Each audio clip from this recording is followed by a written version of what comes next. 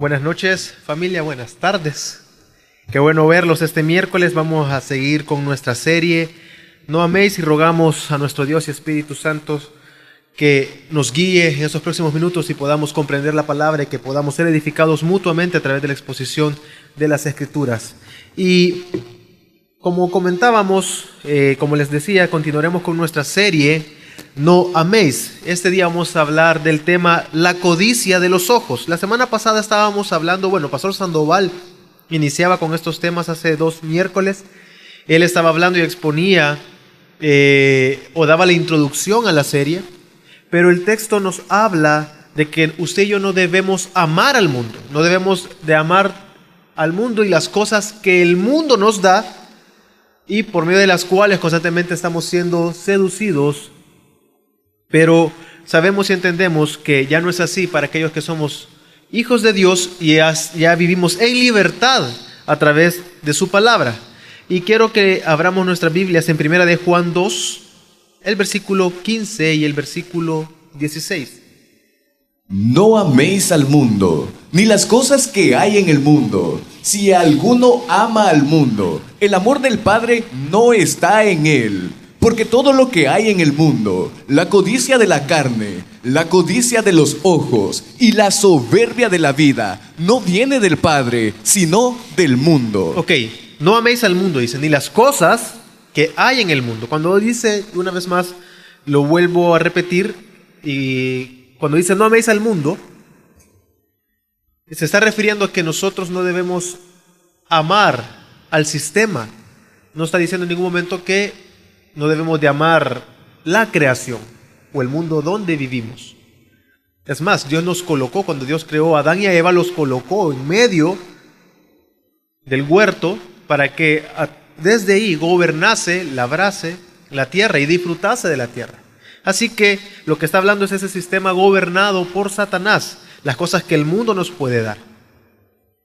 Porque todo lo que hay en el mundo, ¿cuáles son esas cosas que el mundo nos puede dar? La codicia de la carne, que hablamos la semana pasada, la codicia de los ojos y la soberbia de la vida no provienen del Padre.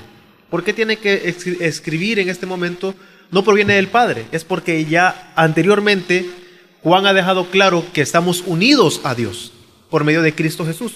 Nuestra unión es completa con el Padre a través de la muerte y sacrificio de nuestro Señor Jesucristo, de su resurrección, y por medio de creer y guardar el testimonio del Hijo, es que nosotros podemos estar unidos al Padre. Y si estamos unidos al Padre, entonces amamos lo que el Padre ama, y en este caso, por eso tiene que aclarar, todas estas cosas que el mundo da, obviamente, no provienen del Padre.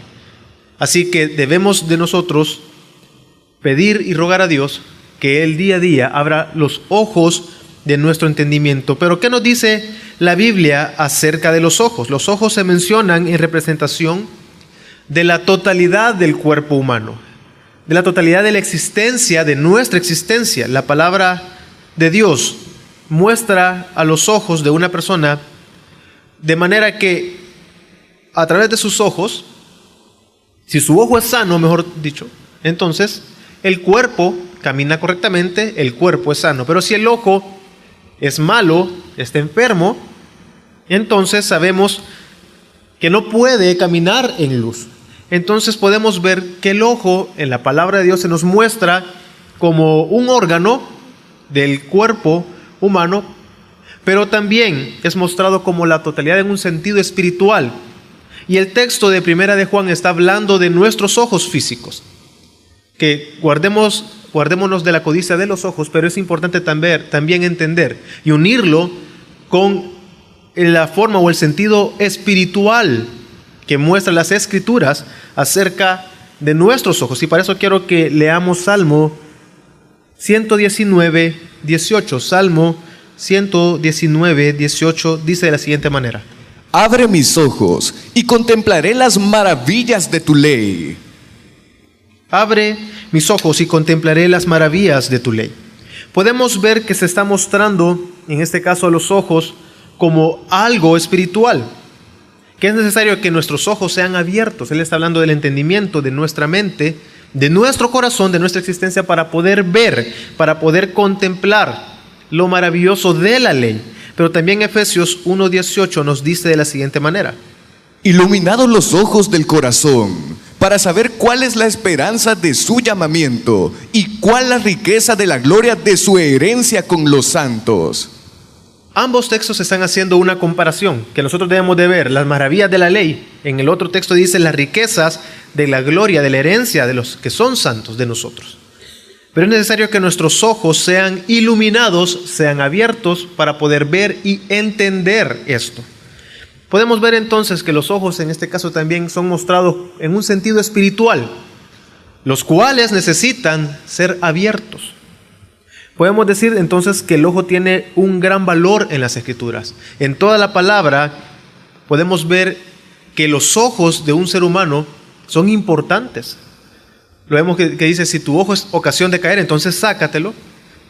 En el Antiguo Testamento, no me acuerdo específicamente quién menciona que la condición de él era, estoy contigo, pero si me dejas que saque un ojo de cada el ojo derecho de cada uno de ellos. Es que realmente el ojo tiene una gran importancia. A través del ojo es que nosotros podemos ver, podemos caminar y podemos contemplar la creación, podemos vernos mutuamente, y a través de los ojos es que nosotros podemos ver la luz que nos rodea físicamente. Estoy hablando en nuestro plano terrenal. Pero quiero que leamos también Mateo 6, 22 y 23. La lámpara del cuerpo es el ojo, así que si tu ojo está sano, todo tu cuerpo estará lleno de luz, pero si tu ojo es maligno, todo tu cuerpo estará sumido en tinieblas. Y si la luz que hay en ti es oscuridad, ¿cuánto más no lo serán las tinieblas mismas? Y es que la lámpara del cuerpo es el ojo. Estos pasajes bíblicos que acabamos de leer nos está diciendo que nuestros ojos vienen a ser la guía del cuerpo, pero no está diciendo en ningún momento, y que debemos de dejar claro, no está diciendo que los ojos o el ojo sea la fuente de la luz. No es el ojo el que provoca o que genera la luz en el cuerpo, sino que es la lámpara por medio del cual entra la luz, o mejor dicho, podemos ver la luz. O en este caso, en el texto, el ojo contiene la luz. En Mateo 6:22, no es que el ojo sea la fuente de la luz en sí misma, no genera la luz, sino que contiene la luz. Se muestra como los portadores o la portadora de la luz, el ojo, o el portador, mejor dicho, de la luz. Se está mostrando al ojo como la guía del cuerpo para poder caminar correctamente en la dirección correcta en nuestro caminar cristiano. Es por esto que nosotros podemos ver y entender que los ojos o el ojo es importante entender en las Escrituras y tiene un valor importante para nosotros. Es por nuestros ojos que podemos ver toda la luz que nos rodea, así que podemos decir que nuestros ojos son lámpara o la luz de nuestro cuerpo. Y es que nuestros ojos físicos nos permiten ver la creación, nos permiten ver a las personas que nos rodean, nos permiten ver aquello que es bueno y poder evaluar si es bueno o es malo. Nosotros nos valemos de muchos sentidos, pero también nuestros ojos nos hablan, nos dicen y nos hacen una referencia a nuestro entendimiento para ver hacia dónde vamos, huir o no huir. A través de nuestros ojos físicos nosotros podemos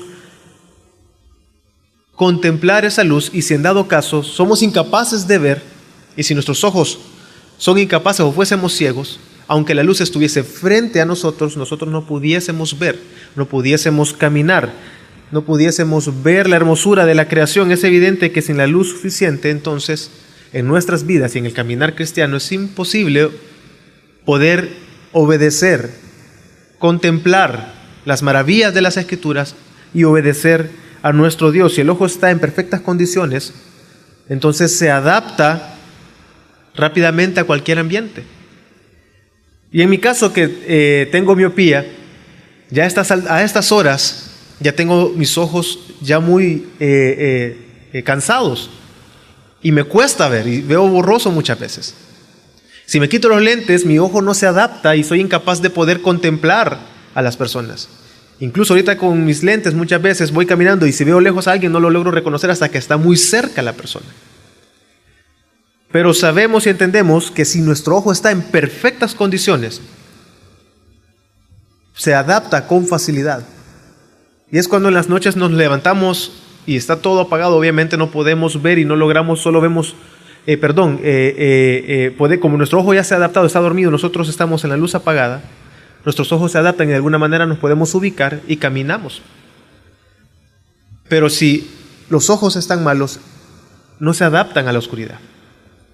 Claramente no podemos ver todo hasta que encendemos la luz, y cuando la luz es encendida realmente podemos ver todo lo que nos está rodeando, y así evitamos golpearnos el pie, ya sea en la esquina de una pata de una mesa o algo, porque la luz ya fue encendida y nuestros ojos pueden captar esa luz.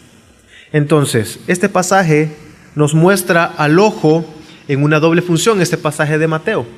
Primero, nos está diciendo de que nuestros ojos, está hablando en el sentido espiritual de nuestro corazón, o específicamente podríamos entender que está hablando de la mente, los ojos, el ojo, si tu ojo está sano, es decir, si tu entendimiento, tu persona, la existencia está sano o está bueno, entonces tú caminarás correctamente. Es decir, una función es poder ver la realidad espiritual, poder entender lo que la palabra de Dios dice, poder entender y caminar acorde a la palabra de Dios.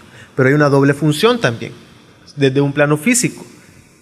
Si nuestro ojo es correcto, nos pone en conexión con nuestro plano terrenal, entonces nuestro caminar cristiano, mi relacionarme con usted, la vida cristiana, mi vida aquí en la tierra, puedo vivirla de manera correcta a través de las Escrituras. Podemos actuar recta y justamente porque nuestro ojo en el plano espiritual es capaz de entender la voluntad de Dios, porque Dios ha abierto nuestros ojos de nuestro entendimiento y podemos ver y entender las Escrituras, contemplar las Escrituras, entender su voluntad, y al entender su voluntad y lo que la palabra de Dios dice, entonces nuestra vida diaria, nuestro caminar, comienza a ser justo y recto acorde a la voluntad de Dios. Así que vemos en este caso una doble función.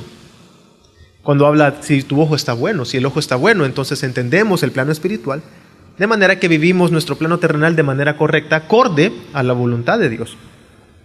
Entonces, entendiendo esto, entendiendo el ojo, la importancia del ojo, podemos ver y entender también que los ojos, o nuestros ojos, o nuestro ojo, se corrompe por nuestro pecado. Es por el pecado que mora en nosotros. Como hemos mencionado, los ojos no son la fuente de la luz en nuestras vidas, sino que claramente podemos decir que la fuente de la luz en nuestras vidas es Dios mismo. Primera de Juan ha dejado claro, Dios es luz. Y Él es luz y no hay tinieblas en Él. Entonces la fuente de nuestra luz es Dios.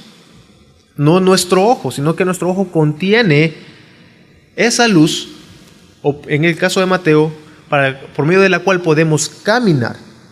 Entonces, en contraposición a esta verdad de que Dios es luz, nosotros tenemos otra verdad que Santiago nos muestra, que en nuestra carne habita el pecado, y si pecamos, si cedemos ante el pecado, es por nuestra propia concupiscencia. Somos seducidos, somos engañados por nuestra propia concupiscencia.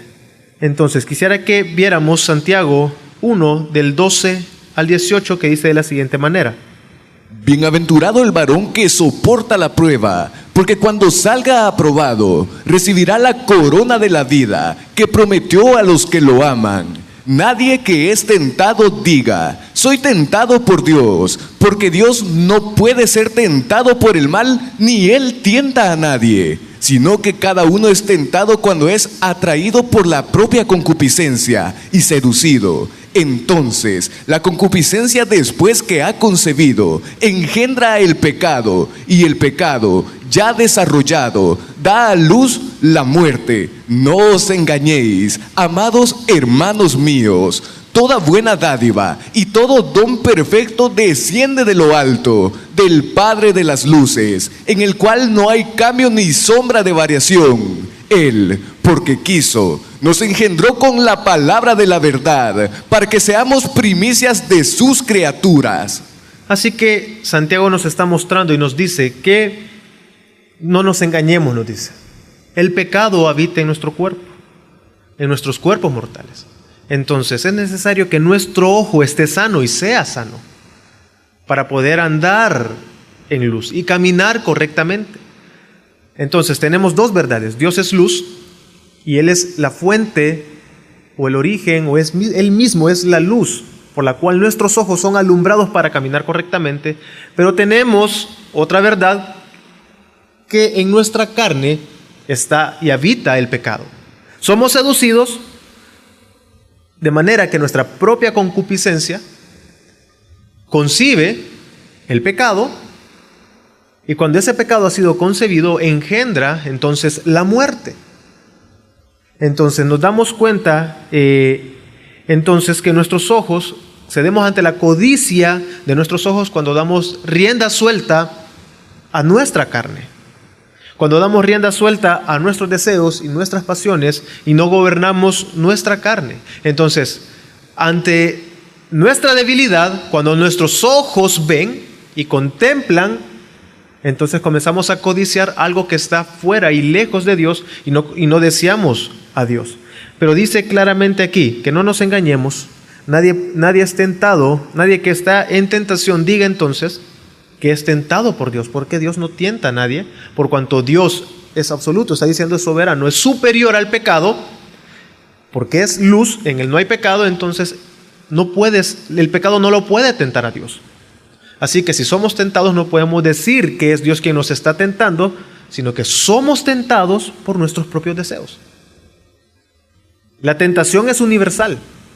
La tentación está y puede estar ante nuestros ojos.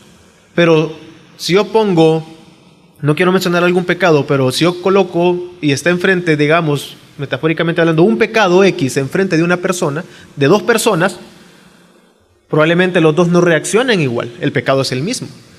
Pero uno va a ceder y se va a inclinar hacia ese pecado por la concupiscencia, por su deseo. Porque en su corazón tal vez está deseando ese pecado y está corrupto su corazón y se inclina, y sus ojos al verlo se inclinan a ese pecado.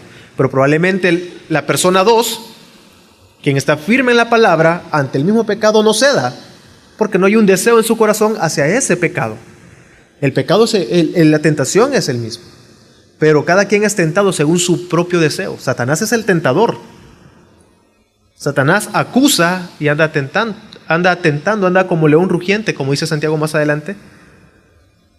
Pero cada uno cede ante el pecado por su propio deseo, por su propia concupiscencia, es decir, nuestro propio deseo, nuestro propio pecado. Cuando nuestros ojos ven, entonces nos inclinamos hacia ello. Pero entendamos que Dios es luz, pero que nosotros habita también, aún está activo en nuestros miembros la ley del pecado. Y nuestro propio deseo, nuestra propia concupiscencia, entonces nos hace, al ver el pecado, ceder ante el pecado. Entonces, veamos que utiliza aquí, Santiago está utilizando el embarazo, sino que cada uno es tentado cuando es atraído por la propia concupiscencia y seducido. Entonces, la concupiscencia, después que ha concebido, engendra el pecado, y el pecado ya desarrollado da a luz la muerte. Aquí está mostrando no algo inmediato, no algo que sucedió, es decir, el que pecó no fue porque en ese momento nació el pecado, no, está diciendo que hay un proceso ahí. Comienza desde el interior, el deseo en el corazón y en la mente suya y mío, de manera que no traemos a los pies de Cristo ese deseo en nuestro corazón que es pecaminoso. Comenzamos a darle rienda suelta, está oculto, uno no se siente acusado muchas veces, olvida que estamos delante de Dios todo el tiempo, así que comienza uno a darle rienda suelta al pecado. Y voy a poner este ejemplo precisamente porque voy a poner un ejemplo bíblico. El hombre o la mujer en su corazón comienza tal vez a contemplar el adulterio o la fornicación. No se ha manifestado, sin embargo está en el corazón y no lo trae a la luz a través de las Escrituras, sino que lo deja pasar creyendo que probablemente lo puede gobernar. Así que a medida que está en su corazón y en su mente y no lo trae a la luz a través de la palabra, ya concibió el pecado, comienza a desarrollarse, a gestarse como ese bebé en el vientre de una mujer, comienza a desarrollarse al punto que se presenta la oportunidad. El hombre tal vez vio a una mujer y la ha visto, ella ha sido coqueta con él, pero él cree que lo puede controlar, Así que simplemente lo deja pasar, no para en seco esa relación, sino que yo lo puedo controlar. Y comienza a dejar que su carne, su pecado, sin traerlo a la luz y sin venir a las Escrituras, sin confesar delante de Dios, de manera que pase el tiempo. Llega un punto entonces que ya con sus ojos comienza a ver y a contemplar la hermosura de esa mujer, o las mujeres de ese hombre, que se sienten atraídos hacia ese pecado. Hasta que entonces, que engendra o se lleva a cabo, o en todo caso puede ser antes que ya ha sido engendrado el pecado y ya vivir en ese pecado continuo, muestra que está en desarrollo y se sigue desarrollando ese pecado hasta que lo lleva a la muerte. Entonces vemos un proceso y muchas veces la persona cuando adultera se cree, en ese momento la vio y en ese momento entonces la deseó y en ese momento llevó a cabo el acto. No. Antes en su corazón, en su mente, por su propia concupiscencia, su deseo, sin traerlo a luz a la palabra, se manifestó en sus obras, porque antes no lo había traído a la luz. Es lo que estamos diciendo. Santiago es el ejemplo que está poniendo Santiago. Entonces, es esto lo que nosotros podemos contemplar en la Biblia en el caso de David y Betsabé. Cuando el rey David era en el momento en que Joab andaba en guerra, él salió al terrado de su palacio, caminando, él vio a Betsabé. Así dice las Escrituras, que cuando la vio, no fue en algo en ese momento, él la vio y la vio hermosa en su corazón. Así que la mandó a llamar. ¿Qué dice 2 Samuel 11:2? Y sucedió que a la hora de la tarde, David se levantó de su lecho y se paseaba por el terrado de la casa real. Y desde el terrado vio una mujer bañándose, y la mujer era muy hermosa. Y la mujer era muy hermosa, dice. Así que David vio a Betsabé. Y según acabamos de leer en Santiago, esto no fue algo de ese momento. Ya en su corazón se había apartado de Dios. Ya en su corazón se había alejado de Dios. Y ya no buscaba probablemente a Dios como normalmente él lo solía hacer. Entonces, y el producto fue que sus obras quedaron manifiestas. Las obras en su corazón, por cuanto manda llamar a Betsabé, no solamente él se quedó con verla, él no solamente su pecado llegó hasta que la vio, sino que en su mente comenzó a planear. Él no cortó, él no trajo a luz, sino que fue seducido. El pecado encontró la vocación en él por su propio deseo que había en su corazón. Así que la vio y siguió planeando. Tráiganla. Así que después de haber estado con ella, después de haberse acostado con ella, entonces cuenta Betsabé cuenta que después de que se acostó con ella, también ella quedó embarazada de David, pero leamos 2 Samuel 11:4. Y envió David mensajeros y la tomó, y cuando ella fue a él se acostó con ella. Entonces viene ella, al darse cuenta, ellos dicen, bueno, esta es la mujer de Urías Eteo. Urías, creo que ya todos, en la serie que hemos estado viendo los domingos, se mencionó, se habló de este punto, era uno de los valientes de David, es decir, alguien cercano a él. Una persona que estaba dentro de los valientes, y él obviamente vio a la mujer de este hombre, la deseó, se acuesta con ella y ella queda embarazada. Así que mandó a Urías a traer de la guerra para que Urías se acostara con su mujer. Veamos, todo comenzó porque él vio. Había un deseo en su corazón, la concupiscencia lo llevó a él, por no traerlo a la luz y alejarse de Dios. Al momento de estar enfrente y vio a esa mujer, sus ojos desearon a esa mujer. Inmediatamente él comenzó a planear algo. Llama a esa mujer, se acuesta con ella, queda embarazada y probablemente habrá dicho, ya quedé expuesto. Así que él siguió queriendo tapar y encubrir su pecado. En un principio estaba dentro de él, su deseo, su corrupción, estaba en su mente y en su corazón, la corrupción, y él lo pasó por alto, no lo trajo a la luz, no oró, no vino otra vez, no se rindió a las Escrituras, sino que él dio rienda suelta cuando vio, entonces concibió el pecado. Así que inmediatamente comenzó a desarrollarlo, comienza a llevar a cabo, ya una vez que sus obras han sido manifiestas. ¿Cómo quedaron manifiestas? Cuando ya se acostó con ella, cuando ya la manda a llamar, cuando él ya la deseó, comienza ya y la llama, sus obras han comenzado a quedar manifiestas. Así que después, antes era oculto su pecado, pero ahora probablemente, ya era luz ante todos, que había pecado en contra de Urías, en contra de Dios, en contra de la ley.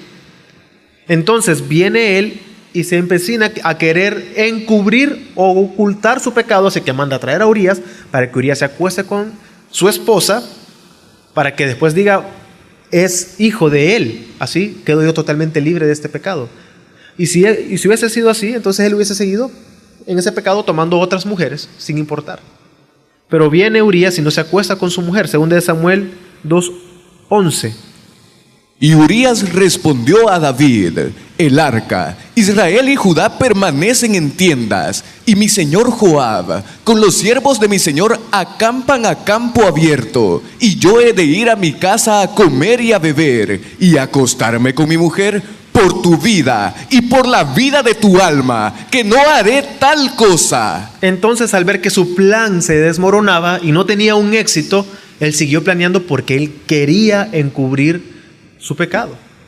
Entonces, al no acostarse con su mujer, Urías, Eteo, manda una carta a Joab, quien era su general de los ejércitos, quien estaba en guerra en ese momento, con la carta diciéndole, ok, ponlo hasta el frente para que Urías muera. Y así fue. Manda esa carta y 2 Samuel 11:15 dice: y en la carta escribió diciendo: poned a Urías al frente, en lo más recio de la batalla, y retiraos de él, para que sea herido y muera. Así fue como Urías murió. Pero no solamente se quedó aquí su pecado. Él todavía, sumergido en lo que vemos en Santiago, que la concupiscencia, nuestro propio deseo pasional, desmedido, nuestra propia concupiscencia, entonces concibe el pecado, y el pecado, una vez ya desarrollado, engendra la muerte. Entonces vemos esa corrupción en David, como poco a poco una cosa lo llevó a la otra. La vio, la deseó, se acostó, quedó embarazada ella, así que manda a traer al esposo para que se acueste. Él no se acuesta, así que él quiere terminar y quiere dejar tal vez todo en orden, para que su pecado, él estar tranquilo en su pecado y vivir tranquilo con su pecado, deleitándose en su pecado. Así que manda a matar a Urías, y una vez muerto, él, por si fuera poco, menosprecia ese acto. El haber primero traicionado a su amigo, asesinado a su amigo, claramente haber desobedecido la ley de Dios, no solamente se quedó ahí, sino que su corazón lo menospreció. Y llevó y manda a Joab y le dice: tranquilo, que esto no te preocupe. Era tal la corrupción en la que él estaba viviendo y se estaba deleitando, que lo llevó a él a menospreciar incluso la muerte, la traición, y haber hecho que su general lo matase. Según de Samuel 11:25 dice: y David dijo al mensajero: así dirás a Joab, que esto no te desagrade, porque la espada devora tanto a uno como a otro. Refuerza tu ataque contra la ciudad y destrúyela, y tú aliéntale. Claramente Joab, por estar en guerra, no supo en ese momento todo lo que había pasado. Así que claramente podemos nosotros concluir, es David en su corazón menospreciando su pecado, viendo de menos su pecado, así como usted y yo muchas veces. Vemos de menos nuestro propio pecado, vemos grande el pecado del otro, vemos grande la traición del otro, y muchas veces queremos echarle la culpa a Dios. Incluso, como dice Santiago, no creamos que somos tentados por Dios, y olvidamos que en nuestra carne, en nuestra concupiscencia, en nuestro deseo está el pecado primeramente, y el pecado encuentra ocasión mostrándonos el pecado, y está constantemente el pecado mostrándose ante nuestros ojos. Todo el tiempo, todos los días, se sigue mostrando ante nuestros ojos. Sigue mostrándose todo el tiempo. Y es precisamente la tentación que Satanás hizo a Jesús. Una de las tentaciones fue, le mostró los reinos, ¿ok?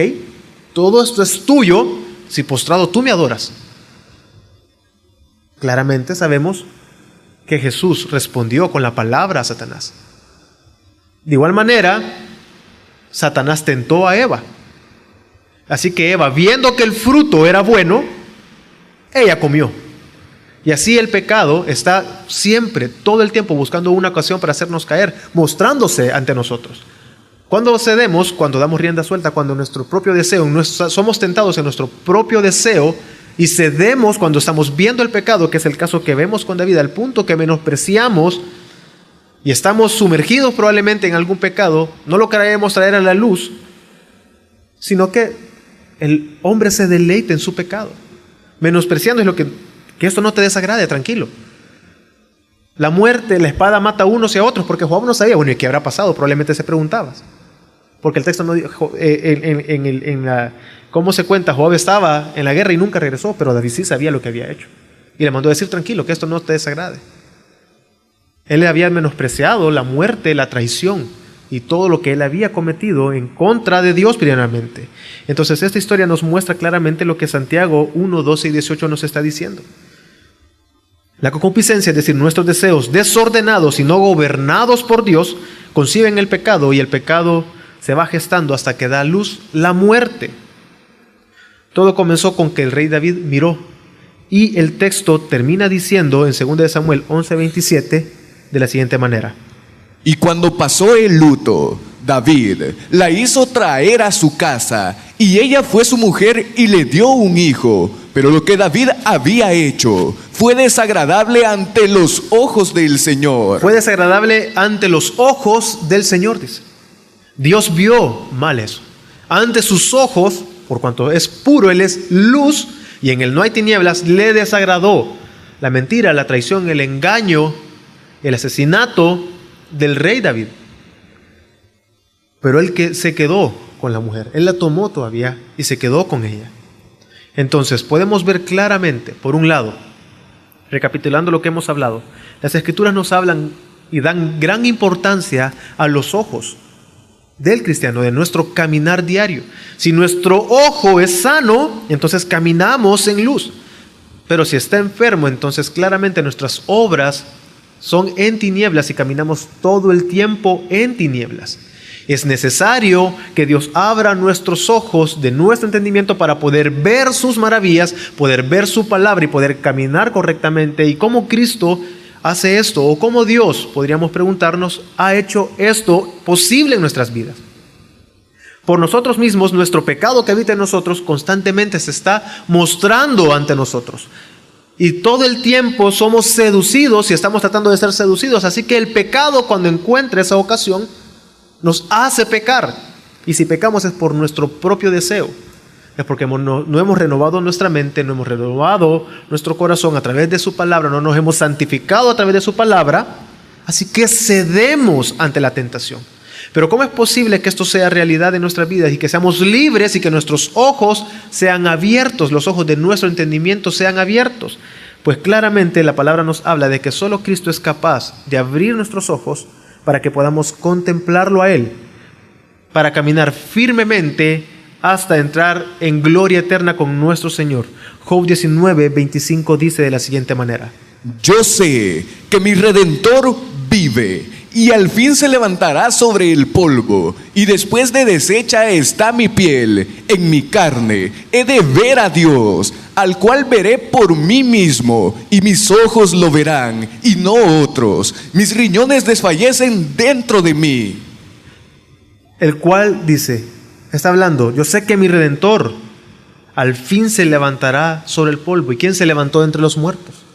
Cristo Jesús. Job estaba profetizando aquí claramente que Cristo, está hablando de un Redentor, sabemos que es Jesús el Mesías, nuestro Señor, el Cristo, se levantó de entre los muertos. Y dice después de que su piel sea deshecha, es decir, está hablando de que después de que Él muera todavía en su carne, probablemente está profetizando acá de los cuerpos glorificados, de nuestros cuerpos, cuando entremos en gloria eterna con nuestro Señor en ese cuerpo, Él va a ver, Él mismo va a ver, sus ojos verán, y no otros, aclara todavía. Es decir, va a ver a su Redentor, a su Señor. Claramente Cristo Jesús murió en la cruz, resucitó al tercer día por medio de creer y guardar su testimonio, es que nuestros ojos son abiertos para que podamos ver su gloria. Y ahora que Cristo Jesús ha resucitado, se ha sentado a la diestra del Padre, Él clama todo el tiempo por usted y por mí. ¿Para qué? Para que nosotros veamos eternamente su gloria, para que contemplemos eternamente su majestad, para que nuestros ojos sean abiertos y podamos verlo a Él y no ver al mundo. ¿Qué dice Juan 17:24? Padre, aquello que me has dado, quiero que donde yo estoy, también ellos estén conmigo, para que contemplen mi gloria que me has dado, porque me amaste antes de la fundación del mundo. Porque me amaste antes de la fundación del mundo. Es que Cristo está clamando para que nosotros veamos su gloria. Y primera de Juan 3:2 nos dice de que aún no se ha manifestado lo que nosotros hemos de ser, hablando de nuestros cuerpos. Pero cuando Cristo sea manifestado, entonces lo veremos a Él. Eso es posible solamente a través de la muerte y resurrección por la obra de nuestro Señor Jesucristo, que nos ha sido predicado a través de su Evangelio, por medio del cual nosotros creemos y por medio del cual los ojos de nuestro entendimiento ya han sido abiertos para ver, contemplar, y que esta verdad sea realidad para nosotros hoy. Nosotros ya estamos disfrutando de los beneficios del reino.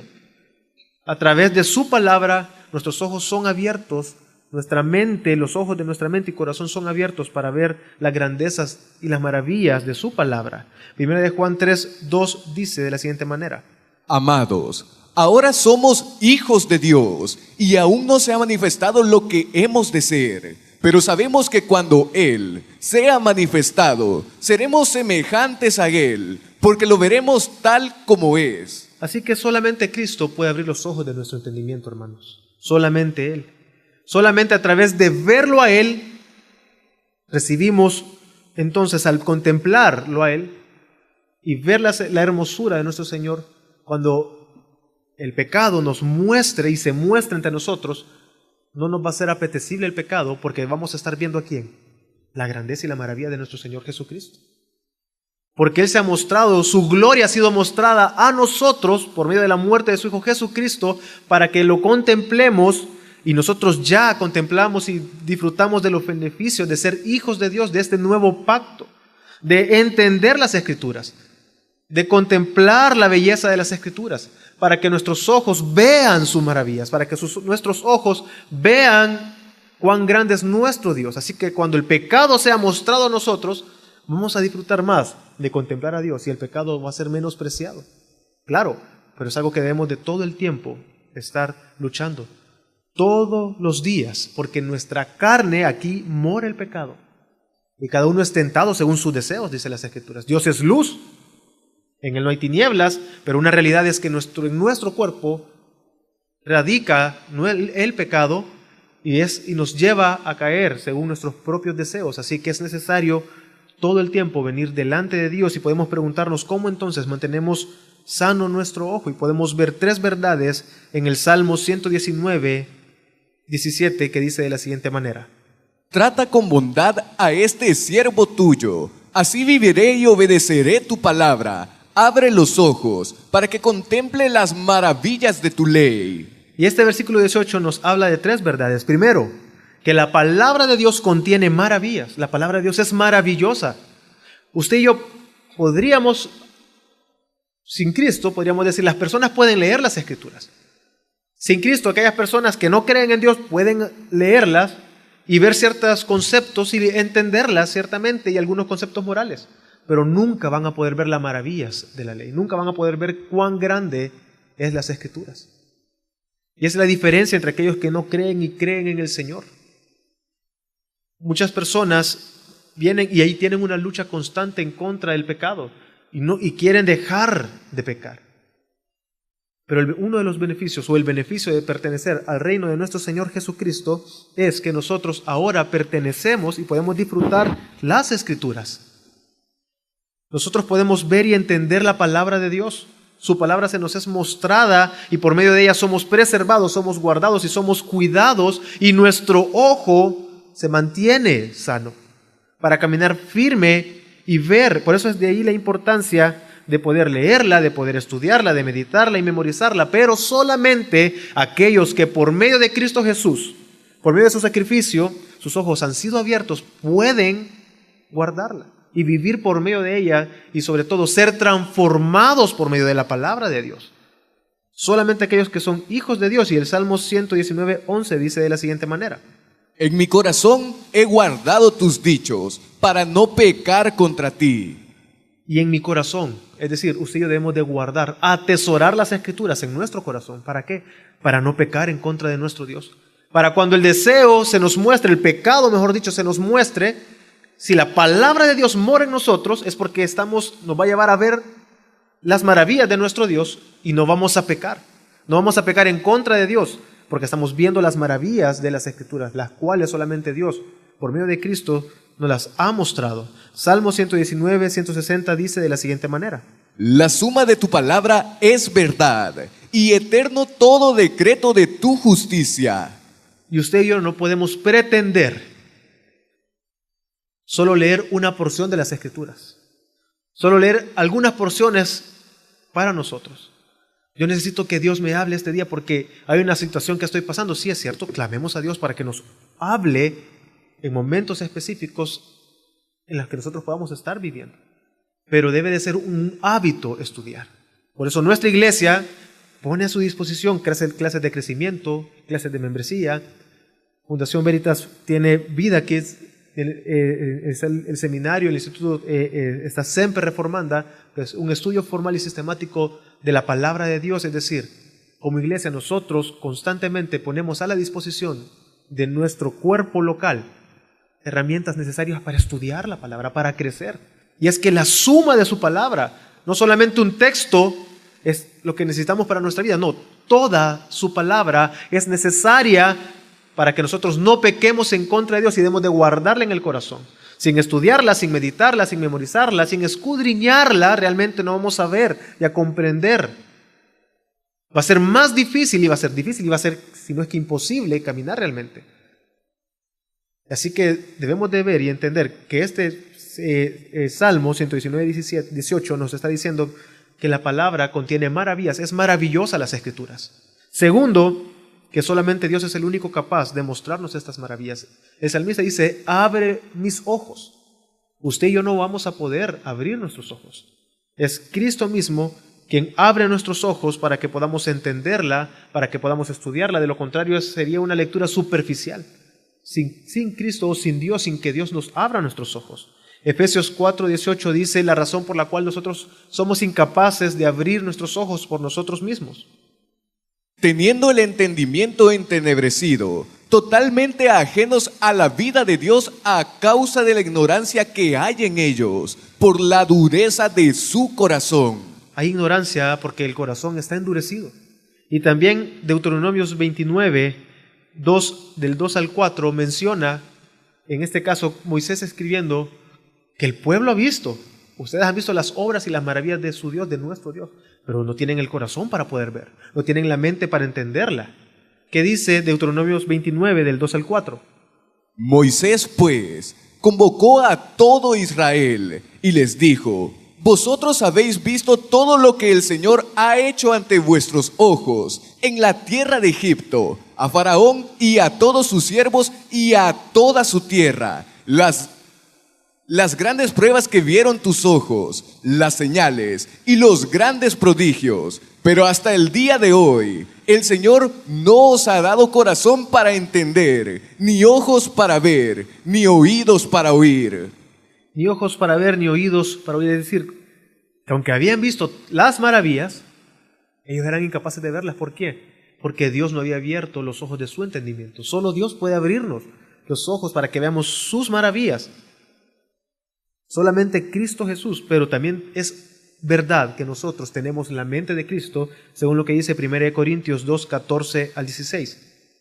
Pero un hombre natural no acepta las cosas del Espíritu de Dios, porque para él son necedad, y no puede entenderlas, porque se han de discernir espiritualmente. En cambio, el espiritual juzga todas las cosas, pero él no es juzgado por nadie, porque ¿quién conoció la mente del Señor? ¿Quién lo instruirá? Pero nosotros tenemos la mente del Mesías. Así que este texto Esta frase me lleva al tercer punto que nos muestra Salmo 119, 18, que debemos de orar a nuestro Dios. Él está clamando: Señor, abre los ojos de mi entendimiento, para que pueda ver las maravillas de tu ley, está diciendo. Así que tenemos usted y yo la libertad de orar diariamente para que Dios nos muestre las maravillas de sus escrituras, que cuando las leamos su Espíritu nos lleve y nos guíe a la correcta interpretación para vivir por medio de ellas.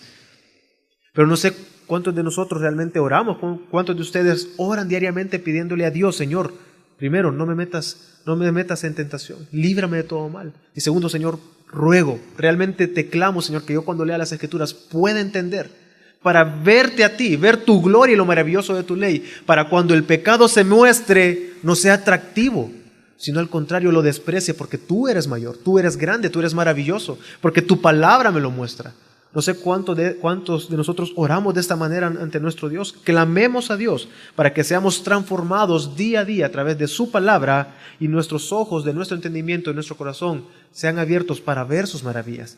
2 Corintios 3:18 dice de la siguiente manera: Pero nosotros todos, con rostro descubierto, contemplando como en un espejo la gloria del Señor, vamos siendo transformados por el Espíritu, de gloria, en la misma imagen del Señor.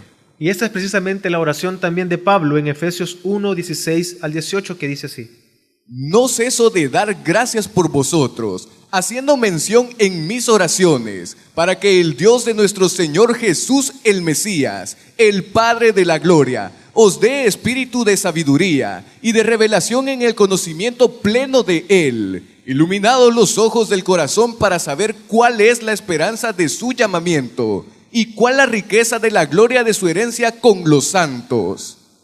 Y nosotros vemos que el apóstol Pablo está orando por eso. Ora y está rogando a Dios para que ellos experimenten la riqueza de su herencia. Y vamos a leer un texto más en Efesios 4, 14 al 19, pero Pablo había expuesto la palabra, él había enseñado las Escrituras, pero él aún así sigue orando a Dios, porque está hablando, escribiendo una carta a sus hermanos donde dice: yo estoy clamando a Dios. Ya les había explicado el Evangelio, había abierto las Escrituras para enseñarles la verdad de las Escrituras, pero su oración era: Señor, abre sus ojos, porque entendía que solamente Dios podía llevar al arrepentimiento y a ver las Escrituras a las personas, a cada uno de nosotros. Efesios 4, del 14 al 19 dice: Por esta causa doblo mis rodillas ante el Padre, del cual toma su nombre toda familia en los cielos y en la tierra, para que os dé, conforme a la riqueza de su gloria, ser fortalecidos con poder en el hombre interior por su Espíritu, para que habite el Mesías por la fe en vuestros corazones, a fin de que, arraigados y cimentados en amor, seáis plenamente capaces de comprender con todos los santos cuál es la anchura y la longitud, y la altura y la profundidad, y así conocer el amor del Mesías, que excede a todo conocimiento, para que seáis llenos de toda la plenitud de Dios. Así que debemos orar día a día para que su palabra, nuestros ojos sean abiertos y podamos entender la palabra. Y dice el 19, así conocer realmente el amor del Mesías. Oremos a nuestro Dios, que excede todo conocimiento, para que seáis llenos de la plenitud de Dios. Oremos para que Dios se muestre diariamente en su palabra para nosotros y podamos entender y conocer el amor de Dios. Si conocemos el amor de Dios de manera correcta, estamos llenos de toda plenitud de Dios. De esta manera, entonces, no vamos a amar al mundo. Y si no amamos al mundo y amamos lo que Dios ama, entonces no vamos a codiciar lo que nuestros ojos están viendo en el mundo, sino vamos a codiciar y amar, mejor dicho, aquello que nuestros ojos están viendo a través de la palabra por medio de la fe, que es Cristo Jesús. Y de esta manera nosotros podemos realmente guardar nuestros ojos para evitar caer en la codicia de nuestros ojos según nuestras propias concupiscencias, sino por el contrario, mantenernos firmes caminando a Dios, amando lo que Él ama, porque su palabra nos muestra las maravillas, así que contemplamos con nuestros ojos la hermosura de nuestro Señor. Así que vemos ese doble, o podemos ver esa doble función en nuestros ojos, a través de que nuestros ojos de nuestro entendimiento de manera espiritual son abiertos para ver por fe a nuestro Señor a través de la palabra. Así, esos mismos ojos que han visto la realidad espiritual a través de la fe, a través de nuestra mente, a través de nuestro corazón, porque la palabra lo enseñó. Entonces nuestros ojos terrenales nos van a guiar correctamente y cuando la tentación esté enfrente no cederemos. ¿Por qué? Porque hemos contemplado la hermosura de nuestro Señor. Así que notemos que la única manera para no ir en pos de la codicia de nuestros ojos es únicamente cuando contemplamos la hermosura de nuestro Señor, de nuestro Dios, y ponemos nuestra mirada solamente en nuestro Dios. Y quiero terminar de leer el Salmo 119 que comenzamos a leer hace un momento, y lo voy a leer yo, y dice de la siguiente manera, luego procedemos y oramos a nuestro Dios. Trata con bondad a este siervo tuyo, así viviré y obedeceré tu palabra. Ábreme los ojos para que contemple las maravillas de tu ley. En esta tierra soy un extranjero, no escondas de mí tus mandamientos. A toda hora siento un nudo en la garganta por el deseo de conocer tus juicios. Tú reprendes a los insolentes, malditos los que se apartan de tus mandamientos. Aleja de mí el menosprecio y el desdén, pues yo cumplo tus estatutos. Aún los poderosos se confabulan contra mí, pero este siervo tuyo medita en tus decretos. Tus estatutos son mi deleite, son también mis consejeros.